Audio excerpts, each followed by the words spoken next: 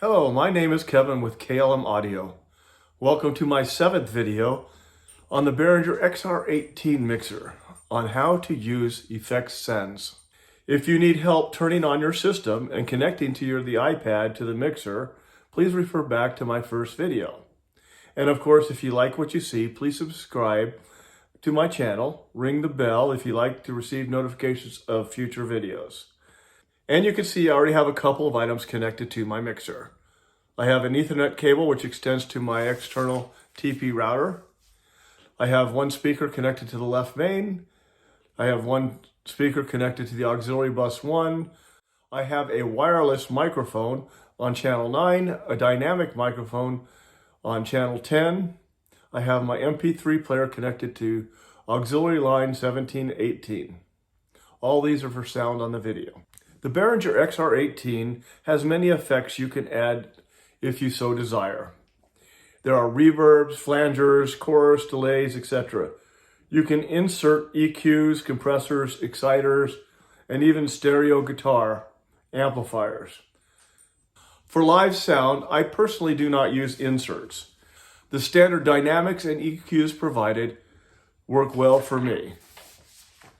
Now let's begin today's discussion with how to add effects to a singer's voice. Some performers like to have a little delay or reverb on their voices.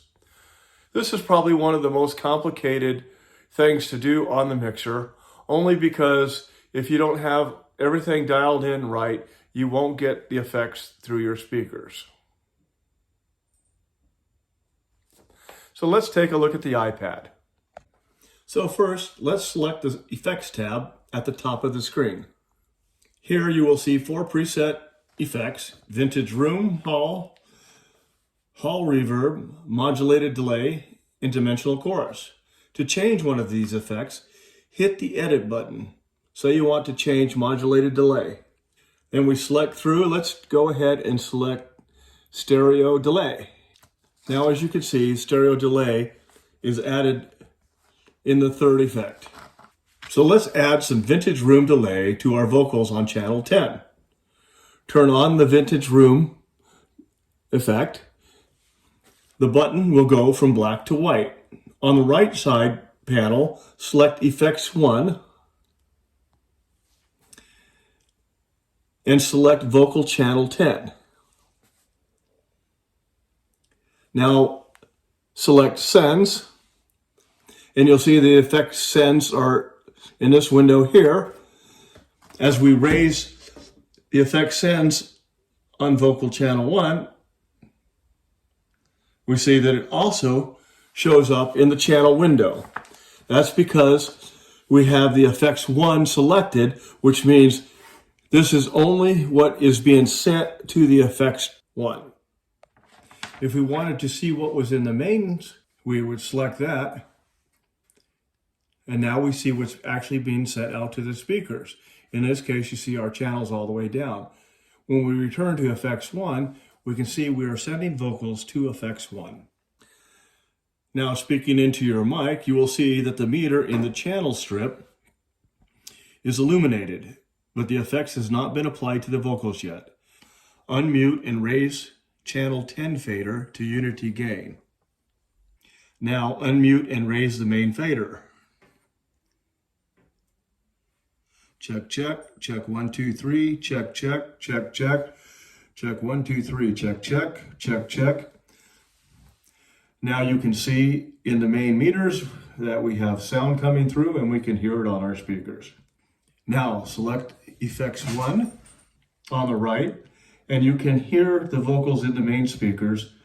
See the effects 1 is now receiving a signal.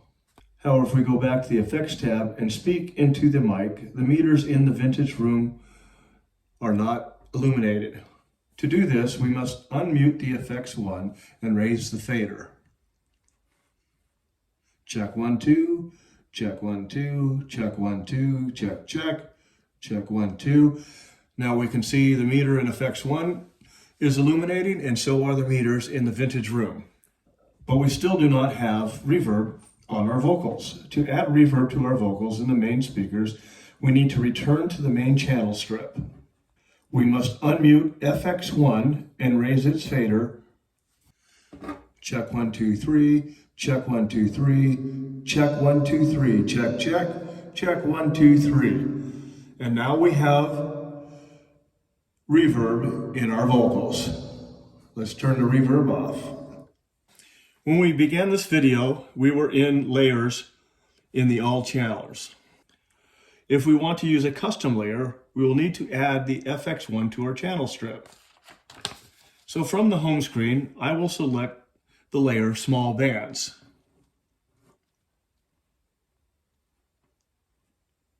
Then again, we will open up small bands, hit the edit window, swipe over until we get to FX1 and add it to our screen. Hit the back button, and now we have FX1 in our channel screen.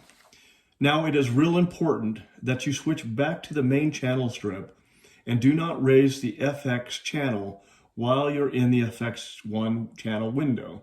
If you do, you will create a nasty feedback loop.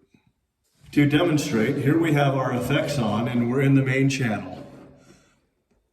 We will now switch over to FX1 and we will add FX1 to the mix. Check 1, 2, 3, check 1, 2, 3. And there you hear that nasty feedback, and it gets worse because it compounds itself. So again, whenever you adjust the effects, always be in the main screen.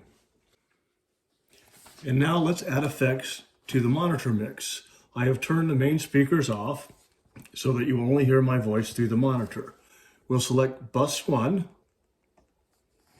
unmute the bus, and raise the channel fader.